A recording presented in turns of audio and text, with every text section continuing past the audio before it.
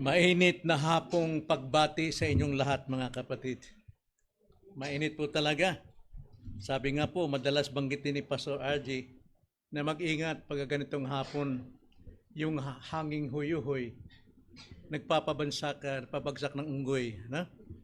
Yung haming huyuhoy, hayahay. Alam niyo po, last 2 weeks, tayo po ay may ginanap na rebat camp sa Sierra Madre, sa Taytay, Tanay. Isa pong kagalakan para sa akin, nag-alinlangan pa akong dumalo dahil nga sa aking pangamba sa mga nakaraan 12 years ago. Pero nagulat ako nung dumating doon sapagkat halos lahat ng makasalubong kong mga miyembro sa ibang churches, even pastors, ay nagagalak sila, malayo pa lang, nakangiti na at minabate ako. Ano, Pastor Boy, kumusta na? Ang ganda ng health mo ngayon. Anong balita? Paano ka nakaganyan? Baka mukhang bumata ka.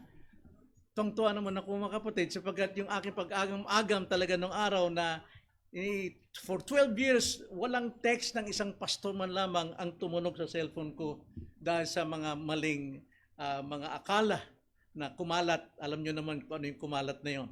So, I prayed sa Panginoon na i-vindicate niya ako after all. At yung nga nangyari ay talagang nabalita. Tuwang-tuwa naman ako dahil nakita nilang malakas ako. Dati nakita nilang buntis ako sa taba at mahinang katawan. Pero sabi nila, ang gwapo ngayon, Pastor. Nakakagulat. Ano? Sabi yung gwapo, kailan naging 74 years old na, naging gwapo pa. Pero ang higit ko sanang ikaliligaya at ikasasaya, mga kapatid, kung kinumusta nila ang aking pananampalataya. Kumusta na ba ang aking pananampalataya? So nakita ko roon, bagamat balitang-balita na ako po ay nasa magandang kalagayan ng katawan ko, pero hindi ko nabalitaan sa kanila kung kumusta ng pananampalataya ko. Back 1987, nung ako po'y matagpuan ng Panginoon, sapagkat hindi po tao nakakatagpo sa Diyos, kundi ang Diyos ang tumatagpo sa tao. Nabalitaan ito ng aking buong pamilya na ako po'y nagbago ng pananampalataya at naging bago na rin pagkatao, hindi na labas-pasok sa kulungan, hindi na nanununtok, hindi na nanakit ng tao, hindi na nadisgrasya, nagbago na dahil bago na ang aking pananampalataya. Nakakagulat. Hanggang sa Leyte, nung kami po ay mag-mission ng asawa ko, 87, balita rin doon na iba na ako, hindi na si Boy Dagul kung tawagin nung araw. Kumusta na ang inyong pananampalataya? Nababalita ba, mga kapatid? Baka naman yung kagandahan natin, kalusugan natin, kayamanan natin, ang nababalita, pero isang bagay na dapat natin ikatuwa, yung mabalita ang ating pananampalataya. Kumusta na ang buhay pananampalataya?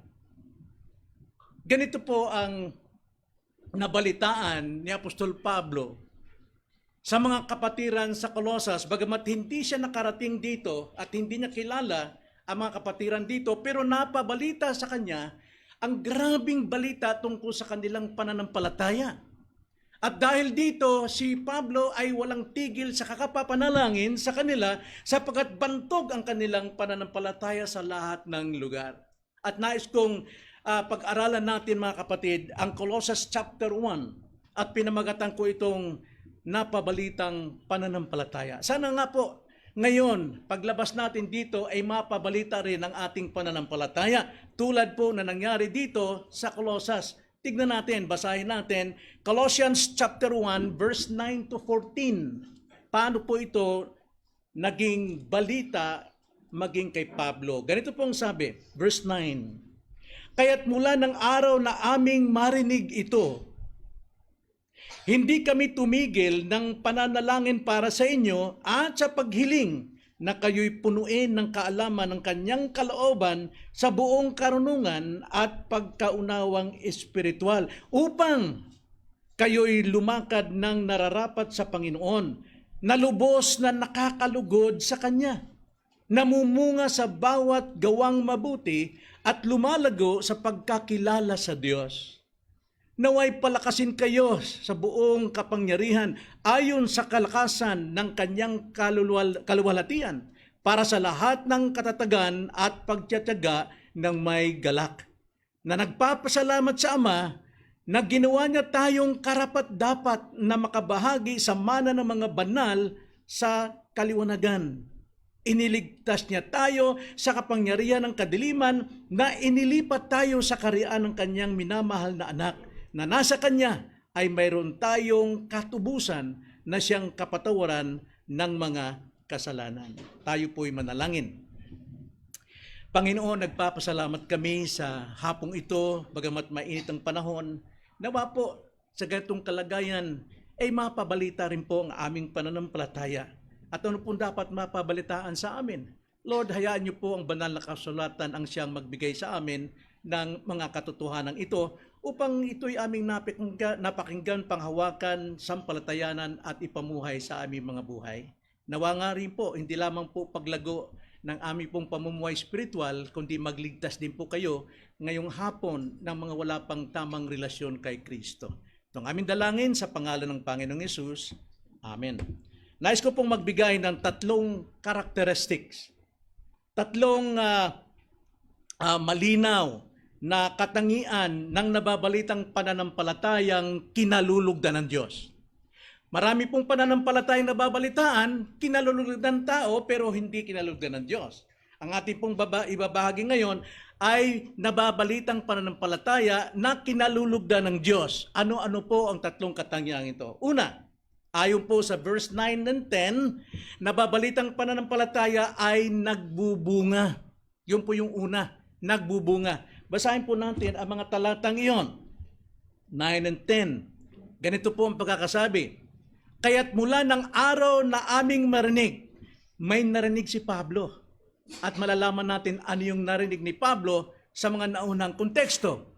At dahil dito, ang sabi ni Pablo, hindi na kami tumigil ng papanalangin para sa inyo at sa paghiling na kayo'y punuin ng kaalaman ng kanyang kalooban sa buong karunungan at pagkaunawang espiritual. Ang ibig sabihin, nananalangin si Pablo na hindi pa sapat na marinig lamang ang kanilang pananampalataya, kundi lumago pa sila. Verse 10, bakit po? Upang kayo'y lumakad ng nararapat sa Panginoon, kalugod-lugod sa Panginoon, na lubos na nakakalugod sa Kanya, namumunga sa bawat gawang mabuti at lumalago sa pagkakilala sa Diyos. Importante po yon. To know God, ang makilala ang Diyos. Sapagkat Hosea 4:6, people perish for lack of knowledge of God. Bakit po? Hindi nila pinapansin ang karunungan ng Diyos, walang iba kundi yung Biblia. Kaya sabi ng Panginoon, kayo ay akin ding kalilimutan. Now, ano po yung bunga na dapat makita sa atin? Dito po sa ating talata, mayroon po ritong tatlo. Hindi lang tatlo, bagamat isa lang ang sinasabi rito, pero tignan natin sa Galatians chapter 5 verse 22 to 23, bunga na dapat nakikita sa atin. Larawan ni Kristo na nakikita sa atin sa bawat sitwasyon, sa bawat circumstansya, sa bawat lugar kung nasa saan tayo, hindi lamang sa simbahan. Ito po ang sabi Galatians chapter 5 verse 22 hanggang 23. Subalit ang bunga ng Espiritu ay pag-ibig, dapat nakikita sa atin yan.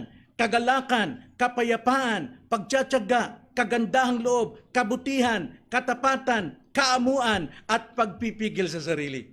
Na gusto kong gamitin ang isang illustration na binahagi sa akin ng kapatid natin dito kanina. Ang promise ko sa kanya, next Sunday pa, pero hindi makatiis, Sister Seni.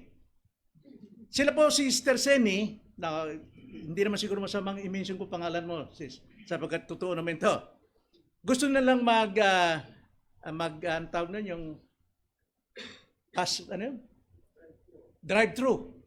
Saan ano yun? McDonald's. Ngayon, nung papasok nila sa entrance sa drive-thru, nagbago isip.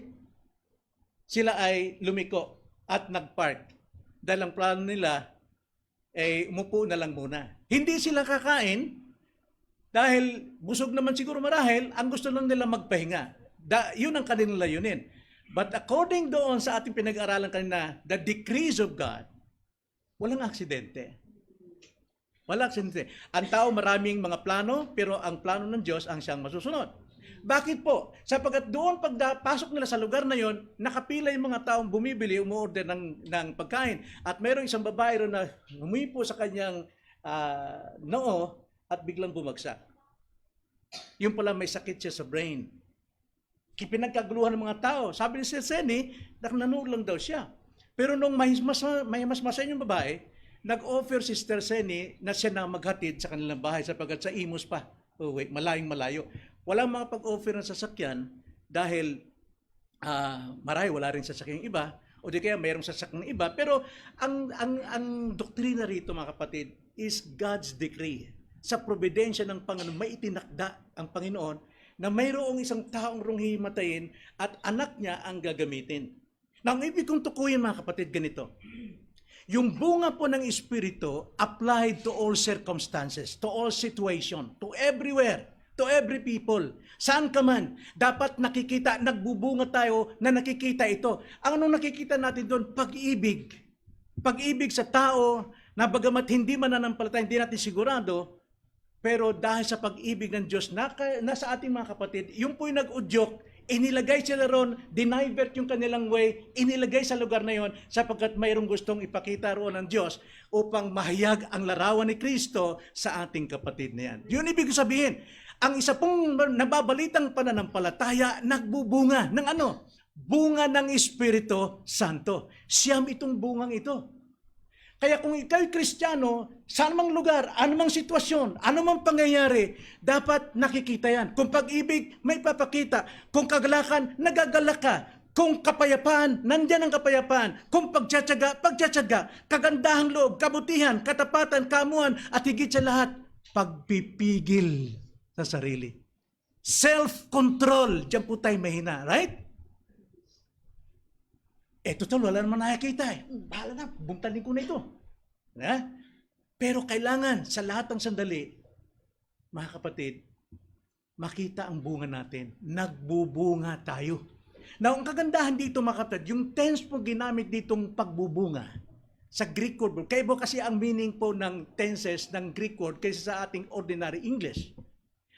Ang tense po rito, ito po yung nasa present active. Ibig sabihin, kasalukuyang aktibo ikaw mismo ang gumagawa ng kabutihan para magbunga. Pero ang pagbubunga dyan is participle. Ang ibig sabihin, tuloy-tuloy po, sa amang lugar, sa ano bang kalagayan mo, hindi maring maputol yung bunga mo. Ito'y aktibo mong ginagawa na nagbubunga ka sa lahat ng sandali. At dito sa ating pinag-aaralan, isang bunga po pinapakita rito para sa atin po. Ito yung hininga ng ating kaluluwa. Hininga ng iglesia. Ano yung hininga ng iglesia? Prayer. Tingnan niyo, ang sabi ni Pablo, 9. Kaya mula ng araw na aming marinig ito, ang alin po mga kapatid, balikan muna natin ang immediate context. Saan po? Sa verse 3. Tignan natin ang verse 3. Dito sa the same chapter. Lagi kaming nagpapasalamat, sabi ni Paul, bagamat hindi pa siya nakarating sa iglesyang ito, nababalita lamang, lagi kaming nagpapasalamat sa Diyos, sa Ama, ng ating Panginoong Hesukristo sa aming panalangin para sa inyo, sapagkat nabalitaan namin ang inyong pananampalataya kay Kristo, Jesus, at ang pag-ibig ninyo sa lahat ng mga banal dahil sa pag-asa. 3. Pananampalatay kay Kristo, pag-ibig sa kapatiran at pag-asa na nakalaan para sa inyo sa langit na inyong narinig noong una sa lahat ng katotohanan ang Ebanghelyo. No, ito pong buhay ng isang Kristiyano. Mayroon tayong pag-asa, namumuhay sa pananampalataya, at mayroon tayong kagalakan. At ito nabalita ni Pablo. At dahil dyan, ang sabi ni Pablo sa ating text again, verse 9, kaya't mula ng araw na aming marinig ito, yun yung context, hindi kami tumigil ng pananalangin. Ang bigat po ng pananalangin dyan. Hindi sila tumigil sa kapapanalangin para sa inyo at sa paghiling na may supplication, prayer and supplication, na kayo'y punuin ng kaalaman ng kanyang kalooban sa buong karunungan at pagkakaunawang espiritual. Wow! Iba pala yung nababalita yung ating pananampalataya, yung ating pag-ibig, at ang ating pag-asa sapagkat karapat-dapat sa panalangin mabigat para tayo ay tumibay pa. So ang panalangin dito sa Diyos ni Pablo para sa mga kapatiran. Dahil po dyan, pananampalataya kay Kristo, pag-ibig sa mga banal, pag-asang nakalaan para sa atin. Yan po yung buhay natin bilang Kristiyano. Samang tayo na nandung lugar. Dapat lumabas sa atin yung bunga ng Espiritu Santo. Makita sa atin. Sana nga po paglabas natin mamaya, kung kayo ay muntik ng mabundol dyan, sana huwag kayong sumigaw kaagad at magmura. Ano po? Dapat manatili sa atin yung bunga ng Espiritu anumang sitwasyon. Dapat. Ikalawa, ang sabi dyan, ito yung bunga ng nababalitang panampalataya, panalangin. At hindi lang basta panalangin. Ang sabi po sa verse 9, ikalawa, ito yung nagbubunga ng higit pang panalangin. Ibig sabihin, higit pang panalangin, hindi lang one-time event ang panalangin, kundi higit pang panalangin. Pag sinabing higit, hindi higit lang sa 2, 3, 4, baka araw-araw. Baka araw-araw. Ang sabi nga, basahin natin muli ang verse 9, kaya't mula ng araw na aming marinig ito, hindi na kami tumigil ng pananalangin para sa inyo. Hindi na tumigil. Sa verse 3, kami nananalangin. Pero dito, hindi na tumigil. So, iba po yung bunga na yun. Panalangin bunga, pero humihigit pang bunga ng panalangin. Masigasig na panalangin. At ang pagsigasig na panalangin nito ay mayroong kahilingan, may supplication. Hiniling ni Pablo na sila'y punuin ng kaalaman sa kalooban ng Diyos. Hindi po sapat na mayroon tayong pananampalataya sa Diyos, dapat alam din natin ang kalooban ng Diyos. At hiniling pa ni Pablo na sila'y bigyan ng buong karunungan, wisdom sa pagkaunawang espiritual. Maraming Christian na minsan bibigyan ng halimbawa payo, counsel, rebuke o refute, tatanggapin niya ito carnal. Hindi spiritual ang kanyang pagkaunawa. Kaya nag-aaway sila dahil ipinairal yung kanyang sariling pride, yung ego niya. Imbes magpa-under siya dahil spiritual ang pagkaka-refute sa kanya, dapat unawain niya itong spiritual. At dahil hindi spiritual, makalaman, nag-aaway. Yun ang prayer ni Pablo, na sila'y bigyan ng wisdom at higit pang pagkaunawang spiritual. So, yung pong bunga ng spirito rito, na tinutukoy dito, na dapat nababalita ay bunga ng panalangin, buhat sa Espiritu Santo, masigasig na panalangin, at hindi lang masigasig, mga kapatid, pangatlo, magandang hangarin ng panalangin. Marami po kung Kristiyano, mamatay na sana siya, Panginoon. Sana pilayan mo siya, Panginoon, para, di ba, may ganung mga panalangin. Pero palay kung hindi nyo ginagawa yan, sila lang. No? Sila lang, kayo hindi. So, ikatlo, nagbubunga ng magandang hangaring panalangin. Verse 10, ang sabi po sa 10, upang, ayun po yung magandang layunin, reason, no? Upang, anong layunin? Lumakad ng nararapat sa Panginoon. Pag sinabing nararapat, mga kapatid, ang kabila nun, ekis-ekis, parang lasing. Mundo, spirito, mundo, spirito. Sabi sa Pentecost noong araw, Kristiyanong sakang. Yeah? Yung kabilang paa, nandoon sa kaliwa ng mundo, kaliwa naman sa spiritual, o kaharian ng Diyos. Ang prayer dito ni Paul, upang lumakad sila ng nararapat sa Panginoon. Hindi nararapat sa mundo. Sa mundo, maglay ka ng makeup, kapal-kapal dyan, o maglay ka ng lipstick ng ilong, hangaan ka sa mundo. Pero sa Panginoon, hindi. Ang alam natin sa Panginoon, kabanalan at katwiran. Ayun ang prayer ni Pablo na lumakad ng nararapat sa Panginoon. Kinalulugdan ng Panginoon na lubos na nakakalugod sa Kanya. Lubos pang nakakalugod sa Panginoon. Di ba? Sa mundo, ang isang babae, pag lumakad na lubos na nakakalugod sa mata ng lalaki, dapat tumatalsik yung tagiliran, yung di ba? Parang camel sa Saudi. Alam niyo, sa driver po kami ng truck ni Brad Feli, minsan may dumara ang camel. Ang tagal makatawid sa kalsada. Bakit po? Yung kanilang mga paa may kadena sa unahan at saka sa likuran. Kaya kayong lakad, click, click, click, Kumikembo talaga, tumitilapon yung kabila. No. Sana hindi ganoon ang mga kapatid natin dito na mukhang lakad camel, ano? Yan ay nakakalugod sa mata ng lalaki, pero hindi po nakakalugod sa mata ng Diyos. Ang panalangin ni Pablo rito, lubos pang nakakalugod sa kanya, na namumunga sa bawat gawang mabuti at lumalago sa pagkakilala sa Diyos. Again, inuulit yung pagkakilala sa Diyos. So nakita natin, ang nababalitang pananampalataya ay nagbubunga. Dito sa context, prayer, nagbubunga ng panalangin. At hindi lang panalangin, kundi masigasig na panalangin. At hindi lang panalangin at masigasig, kundi mabuting hangaring panalangin na nakakalugod sa Diyos. So kung kayo po yung nagtanim ng kamatis, anong inasahan yung bunga? Sibuyas? Pakwan? Hindi siguro. Kung nagtatanim ka ng kamatis, sigurado ang inasahan mo ay kamatis din at malalaking kamatis.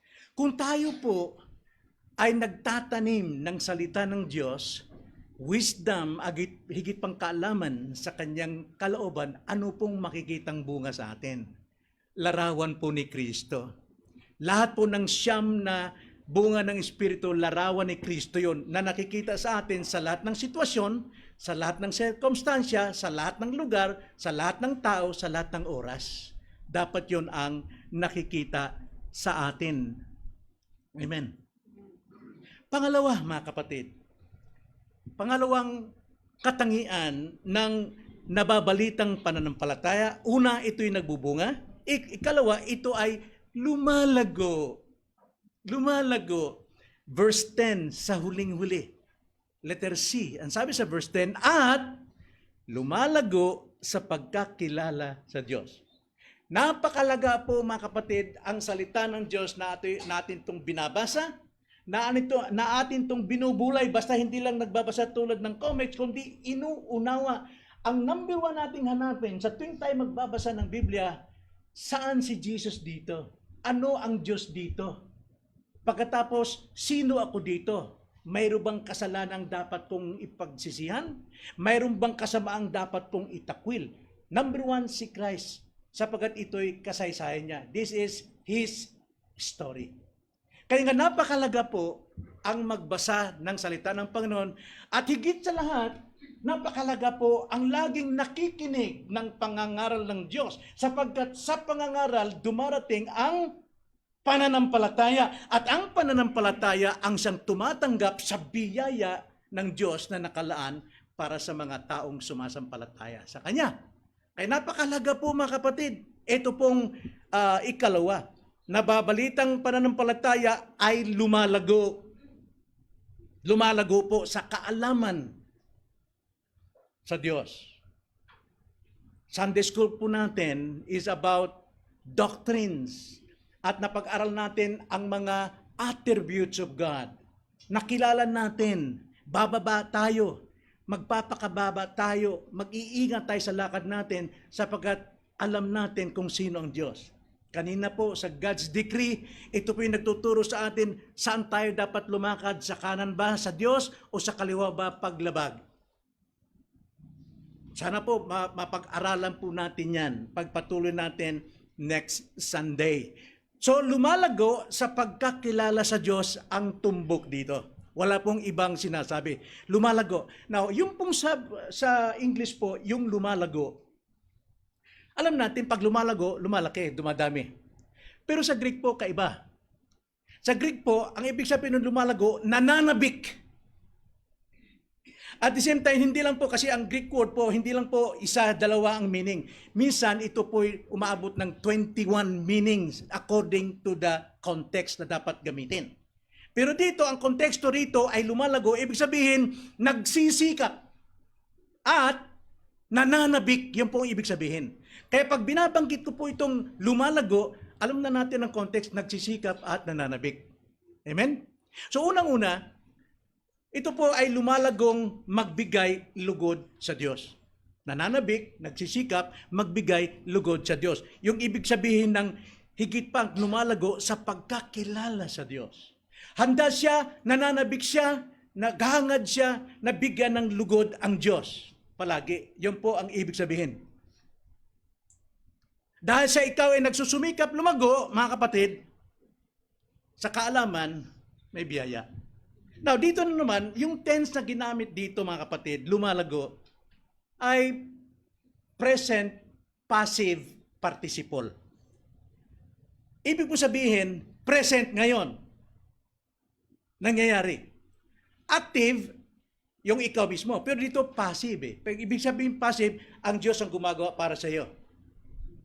No? Ngayong present na ito, na ikaw ay lumalago, hindi ikaw ang gumagawa, kundi ang Diyos ang nagpapalago at participle. Hindi po tumitigil.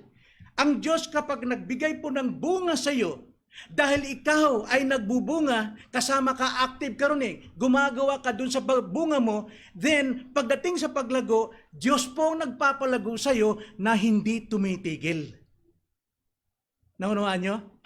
Hindi po tayo ang gumagawa para lumago tayo. Ang gagawin lang natin, ipamuhay natin anumang natutunan natin sa salita, then God, passive tayo. Ang Diyos ang nagbibigay ganansyang paglago sa atin. Kaya sabi rito, na lumalago sa pagkakilala sa Diyos. Pag tayo po'y nakikinig sa pangangaral, tayo'y nagbabasa, at ang lahat ng natutunan natin ay ating ginagawa, then naabot natin yung desire ng Panginoon sa bawat sa kanyang anak. May kasabihan nga, that knowledge apart from application falls short to God's desire to His children. Kapos talaga pagka mayroon tayong kaalaman pero hindi natin ina-apply sa buhay natin. Ang prayer dito ni Pablo na hindi lamang sila magkaroon ng pagkakilala sa Diyos, kundi sila'y nananabik, nagsisikap na isagawa ang kanilang natutunan. That's why ang Diyos po ang nagdadagdag ng kalaguan sa atin. Hindi po tayo nagpapalago, hindi through our intellectual knowledge. Marami tayong alam. Yes, marami kang alam, pero not necessarily you naglumago kayo sa spiritual. Tanging Diyos lang po makapagbibigay niyan, passive yan. Kaya nga, yung pong pagbibigay lugod sa Diyos, gawa ng Diyos sa atin yan. Minsan prayer natin, man-centered minsan eh. Panginoon, kami po'y anak ninyo. Pag kami magsisikap na kayo'y bigyan ng lugod, Panginoon, who are you na makapagbibigay ng glory sa Diyos? He is already glorified. Ang dapat prayer natin, Panginoon, bigyan niyo ko ng kakayanang gawin kong makapagbibigay luwalhati sa iyo. Lagi tayong nag-submit sa Diyos, hindi sa ating sarili. Sapagkat ito pong kalaguan, gawa ng Diyos sa mga obedient children. Gawa ng Diyos ito. Hindi sa ating pagsisikap. Karamihan halos ng mga Christian ngayon, pagsisikap gawa ng tao para lumago ako, para tumibay ako, para maging... Hindi po, ang Diyos po, that is His grace to you. Awa yan, habag yan, gift yan sa iyo dahil obedient ka sa iyong napapakinggan at natutunan. Dapat po nating malaman yan para wala tayong may pagmamalaki. Faith is a gift of God, not of ourselves, not of our good works, so that no man shall boast themselves sa Diyos. Kaya nga ang isang tao pong lumalago sa kaalaman dahil ang Diyos ang nagpalago, bumababa siya, nagiging humble siya. Hindi siya nagiging mayabang. So, ito pong lumalagong pagbibigay lugod sa Diyos, mga kapatid, dahil tayo po'y nagsusumikap, nananabik sa kaalaman. Pag tayo po'y nananabik sa kaalaman, mayroon tayong gagawin. Marami tayong gagawin. Pag wala tayong alam, wala tayong gagawin. Right?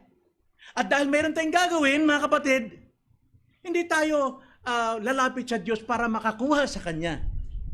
Lumalapit tayo dahil nakakagawa tayo sa natutunan natin. Like for example, paano nyo masabing mahal kayo ng anak ninyo? Kung anak ninyo, every time mayroon siyang gusto, lumalapit sa'yo, Daddy, bigyan mo ko ganito, Daddy, ganito. No. Karapatan ng anak yan, right? Di ba? Pero, masabi mong minamahal ka niya dahil may kailangan siya. Ganon din tayo, mga kapatid. Nananalangin lang tayo, dumudulog tayo sa Diyos dahil mayroon itong kailangan, pero hindi natin ginagawa ang kanyang kalooban. Paano siya makapagbibigay sa atin ng favor gayong tayo po'y rebelde sa kanya, disobedient? Ginagamit lang natin ang Diyos kapag lumalapit tayo na may kailangan. Pero ang God, hindi siya nagkulang sa atin na magbigay ng instruction. Even today, maring bukas, mamaya, mayroon kaharap kayo. Advance notice na sa iyo ngayon kung ano dapat mong gagawin mo yan. So lumalago po sa pagbibigay lugod sa Diyos. Yun po yung kalaguan ginagamit pagbibigay lugod sa Diyos. At ikalawa, lumalago sa kaalaman ng Diyos. Kaalaman ng Diyos. Na alam natin kanina Deuteronomy 29:29 na mayroon pong secretive will and revealed will. The secret things belongs to God, but the revealed things belongs to us and our children. Ano yung revealed will? Ito eh. But this time, mga kapatid, hilingin din natin sa Diyos ang kanyang kaalaman, ang kanyang karunungan. Hindi po pang lagong intelektual, marami na pong scientist eh. Hindi yun ang kailangan natin. Hindi po paglago tungkol sa Diyos, bili tayo ng mga libro ito, ay, ganito pala ang Diyos, ganito ang Diyos. Hindi po yun ang gusto natin hingin sa Kanya. Maaari tayo mag-master ng information, but not God's direction. We need direction from God, not information about God. Marami pong magagaling dyan eh. Mahusay magpaliwanag tungkol kung sino ang Diyos, tungkol banal na spirito, providence of God. Pero direction po ang kailangan nating hingin at hindi po information. Maaari kang maging theologian dyan, pero hindi ibig sabihin matibay relasyon mo sa Diyos. Kaya nga sabi nga ng isang unknown pastor na quote ko na kanina, and I quote, knowledge apart from application falls short of God's desire for His children. Because God wants us to apply what we learn so that we will change and grow. Yun ang kailangan ng Diyos sa atin eh. Kailangan niyang matuto tayo. At yung natutunan natin ay magkaroon ng pagbabago sa buhay natin. Nang sa ganun, tayo po ay lumago. Lumago. Sino magpapalago? Ang Diyos po. Hindi po tayo. Hindi po tayo. At ikatlo, hindi lang lumalago sa magbigay lugod sa Diyos, sa kaalaman sa Diyos, lumalago tayo magbasa. As a simple, practical application, magbasa ng banal na kasulatan. Lalo na ngayon. Nasa modern technology na tayo, nandiyan na sa atin ang Bible. Nasa atin na lahat, mga kapatid. Lahat ng maaari nating gamitin para alamin ang kalooban nasa atin na. Sa cellphone, sa tab, sa TV, sa computer, nasa atin. Before, ilulukot mo pa yung scroll na parang banig na malaki at mabibig. Pinapasan yun para magkaroon ng Bible study. Ngayon, sekreto lang dito, cellphone, nandyan na. So wala na tayong dahilan para hindi magbasa. Kailangan lumago tayo diyan. Sapagkat sa pagbabasa po, madadagdagan ang ating kaalaman tungkol sa Diyos. But we're not looking for information. But we look for direction from God. Laging nating tanong, pag nagbabasa tayo, sino kaya si Christ dito? Ano kaya sinasabi dito? Sino ba si Christ dito? Ano ba yung kasalanan dapat kong isisi? Ano ba yung daan na dapat kong iwasan o tanggapin? Nagbubulay-bulay tayo. The Pharisees, mga Hudyo, pag sila po yung nagbubulay-bulay para silang umuungol, kasi laging lang nire-repeat yun sa puso't bibig nila, yung meditation. Ganun po dapat nagme-meditate tayo. Dapat nananabik tayo sa wisdom. At nananabik tayong makinig sa salita ng Diyos. Para po tayo lumago. Dapat ang pananabik. Tulad po ng magkasintahan, Nagmamahalan yung magkasintahan. Yung magkasintahan, gusto nilang magkatiwalaan sila sa isa't isa. Magkakilanlan sa isa't isa.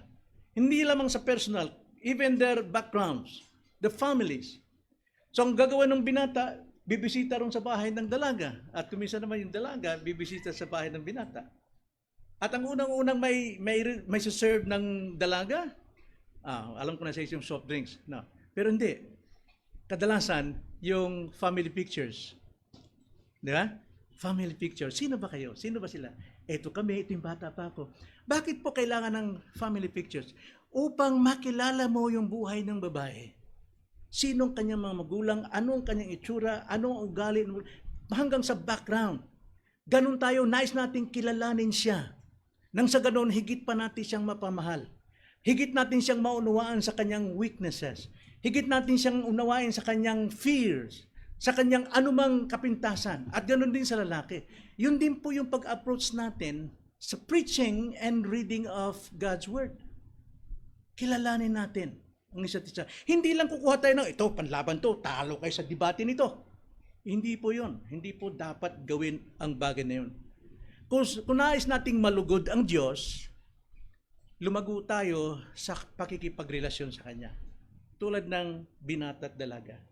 Pinalalago ang kanilang relationship sa pamagitan ng pagkakilanlan, pagkilala sa isa't isa, background, weakness, fear, ano pa man. So, nababalitang pananampalataya ay nagbubunga. Nababalitang pananampalataya ay lumalago.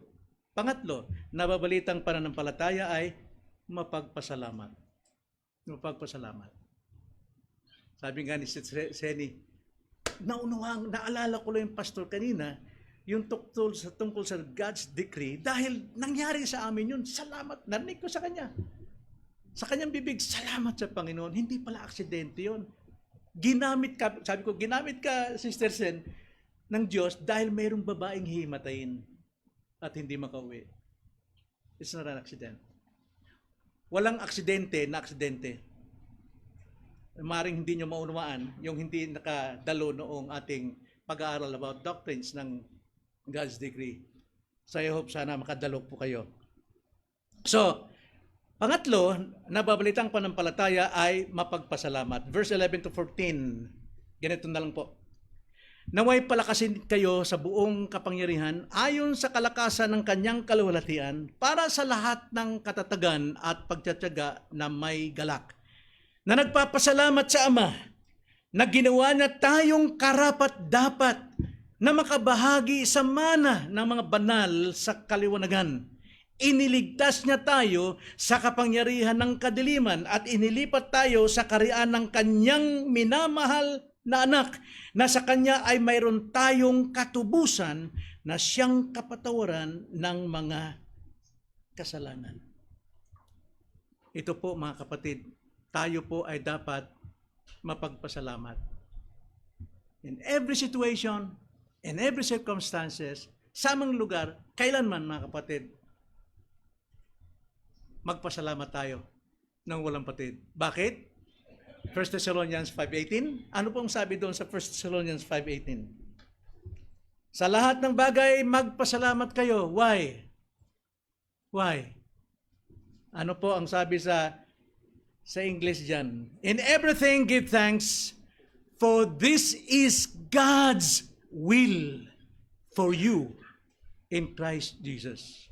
This is God's will for you who are in Christ Jesus, meaning children of God or Christians. Bakit po God's will ito? Dahil according sa atin na pag-aralan, kung kilala natin ang Diyos, wala pong aksidente.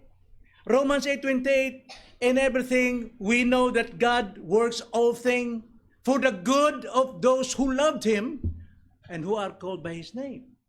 Wala pong aksidente sa atin.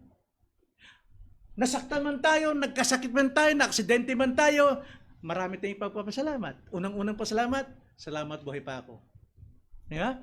Pero sa lahat ng pangyayaring, bawat eksena ng pangyayari natin, aksidente, sino yung involved, sino yung mga tao doon, ano nangyari doon, marami kang dapat ipagpasalamat. Not only yung sarili mong kahirapan, sakit.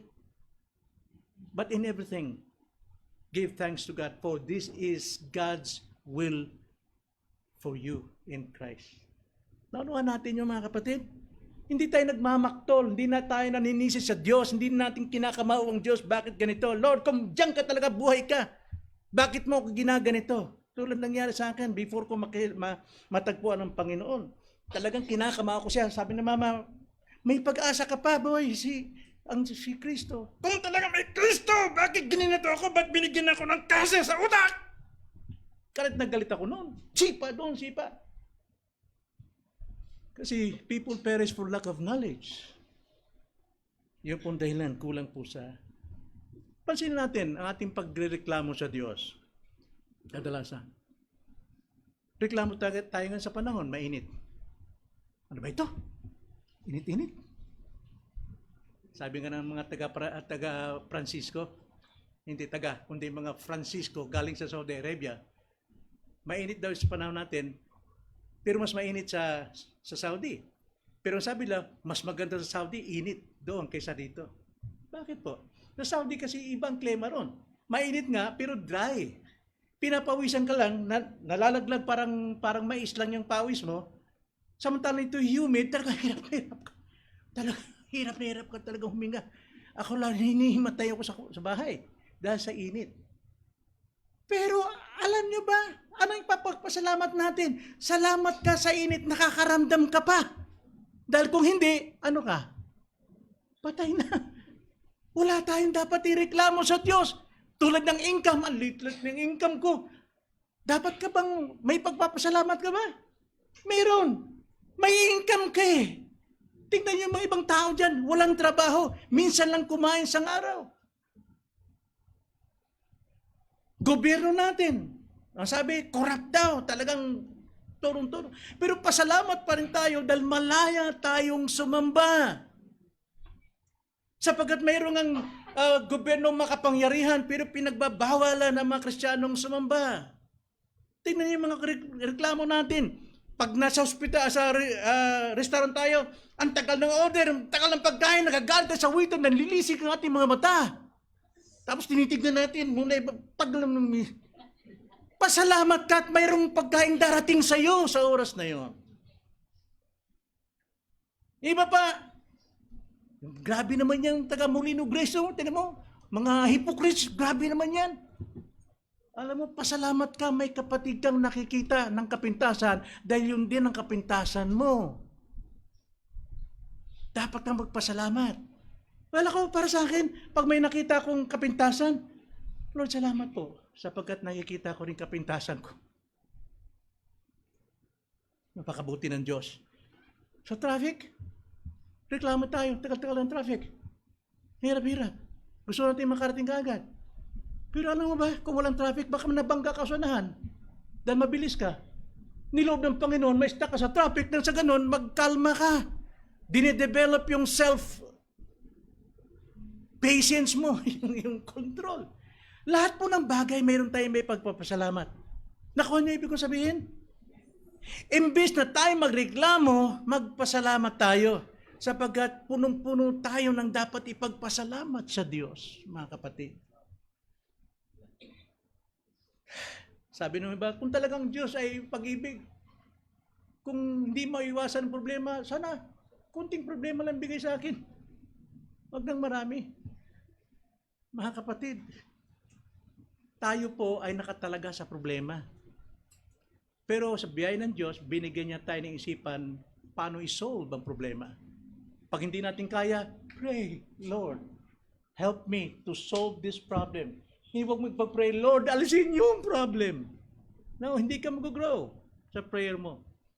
Ask for solution and grace, love, compassion ng Panginoon. Marami tayong dapat ipagpasalamat imbis na tayo magreklamo. Una-una, pasalamat tayo. Pinanganak ako ng aking magulang si Badoy o si Tuding. Naisip niyo ba yung pasalamat sa Diyos yan? Lord, salamat ng tatay ko si Badoy at ang nanay ko si Tuding. Kasi baka may si Queen Elizabeth, ang nanay ko, at si King Richard. Ang hirap mag-English, Lord.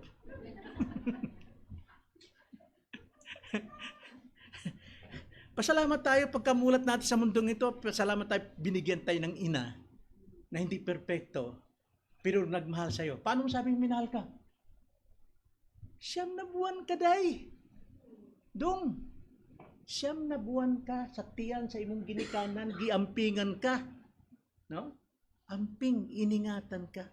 Pasalamat ka. Marami tayong dapat ipagpasalamat sa Panginoon. Lord, wala kaming pera. Pasalamat ka, nakakatanggap ka pa rin ng pera. Ipag-pray mo na may kapatid magbigay sa iyo. Imbis na tayo po yung magreklamo, no? Alam nyo, kung nagpapasalamat tayo sa lahat ng gift na natanggap natin, naranasan natin at darating pa, alam nyo, kontento tayo eh. Meron tayong kagalakan. At the same time, mapapabalita ang pananampalataya mo na hindi ka reklamador. Kasi kung reklamador ka, sige ang panghiram mo, pangutang mo, malayo ka pa, nakita ng kapatiran, takbuhan na. Iiwasan ka na.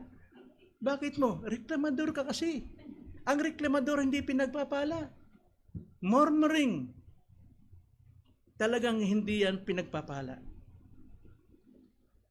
Pag-isipin natin maigi. Kung wala ang Diyos sa buhay natin, do you think buhay ka ngayon? Basahin niyo yung Acts 17, then meditate on that passage. Makikita niyo kung sino ang Diyos. Siyang pinagmula ng ating buhay. Siyang nagbibigay sa atin ng boundary sa buhay. Siyang nagbibigay sa atin ng takda kung makarating tayo sa Saudi, makarating tayo USA, makarating tayo kung saan. Siya lahat. In Him we live and move and have our being. Dapat tayo magpasalamat dyan. Kaya pagising pa lamang, Lord, salamat sa hininga. Pero kung tutulog ako, pinahihinga mo, Panginoon. Sino nakakaalam sa inyo, humihinga kayo pag tulog kayo? Umhagok, no? Kung kayo naghilik, magigising ka. Pero habang natutulog ka, hindi mo alam na humihinga ka sapagkat ang Diyos ang nagpapahinga sa iyo. Dapat tayo magpasalamat sa pagkagising. Kahit na tayo puyat, nagigising pa rin tayo sa oras. Hindi dahil sa alarm clock. Yes, kakatulong alarm clock. Pero ang Diyos pa rin gumigising sa atin. Lahat ng himaymay natin sa Diyos. Kaya pasalamat tayo mayroon Diyos. Napakaraming dapat nating ipagpasalamat sa ating Panginoon, lalo na pagdating sa kaligtasan. We don't deserve God's grace. Tayo po ay makasalanan. At ang kabayaran ng kasalanan, saan?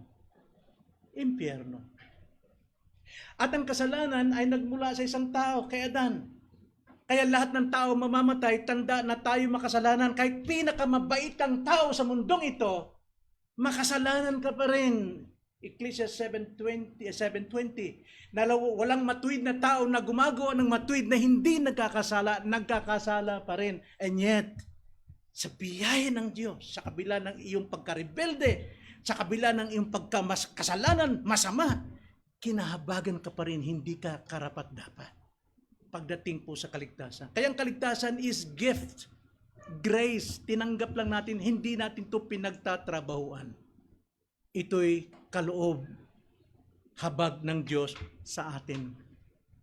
Kaya tayo naliligaw ng pag-uugaling pagano, mayabang, dahil sa kakulangan natin sa pagkakilala sa Diyos. Kala natin matured na tayo. Kala natin ganap na tayo. No. Marami ka pang dapat matutunan sa Diyos. Paano mo nalaman, pastor, na hindi pa ako malago? Mayabang ka pa eh. Mayabang ka pa. Marami ka pang ipinagmamalaki sa buhay. Ayaw mo pang magpasubmit sa kalooban ng Diyos. Kaya dahil dito, maliit din ang ating pasasalamat sa Diyos kapag hindi tayo lumalago. So sa ating pong pagsasara, mga kapatid, sa paghahanda po natin sa Lord's Supper ngayong hapon, bagamat hindi pa itong message, may message pa po tayo sa Lord's Supper. Ang mga alaala ng Panginoon sa atin ay hindi lamang sa pagkikipagkaisa natin sa banal na hapunan, kundi mismong larawan ni Jesus na makikita sa atin anumang situation, anumang circumstances, anumang pong lugar, sino mang tao, ang bunga ng Espiritu ay makikita sa paglago natin. Ang ating patience, nakukontrol ba natin? Ang ating love, saan natin napupunta? Sa love ng pusa, sa love sa aso? So, you love to kill, you love to murder? Maraming pag-ibig po. Anong pag-ibig po? Dapat lumalago tayo. At dapat nagbubunga tayo sa buhay natin. At punong-puno tayo ng pasasalamat kahit na naapi, nagigipit tayo. Mayroon pa rin tayong pagpapasalamat sa Diyos. Nawa nakatulong sa atin ang pagtanaw na ito na kung ating panghawakan sa buhay, panghawakan, paniwalaan at sundin, alam kong magiging kalugod-lugod ang buhay ninyo, buhay natin lahat. Tayo po'y manalangin. Panginoon, salamat po sa mga salita ninyo. Itinulot ninyo na kami makaunawa nito sa tulong ng iyong banal Espiritu na siya nagbibigay ng liwanag ng kaunuang espiritual. Salamat po sapagkat sa ganang amin, alam namin, Panginoon, kami po ay makalaman at nananatili sa laman bilang pagbibigay sa amin ng warning na kailangan namin ang kalaguan mula sa inyo sapagkat kung hindi, maalipin kami muli sa aming mga kasalanan. Nawa po, magpalaya kayo na mga kaluluwa ngayon na alipin pa ng kasalanan at ito'y sa pamagitan ng kanilang pagsuko ng kanilang buhay kay Kristo, tanggapin si Kristong tagapagligtas sa kanilang mga buhay. Ito ang aming dalangin sa pangalan ng Panginoon Jesus. Amen.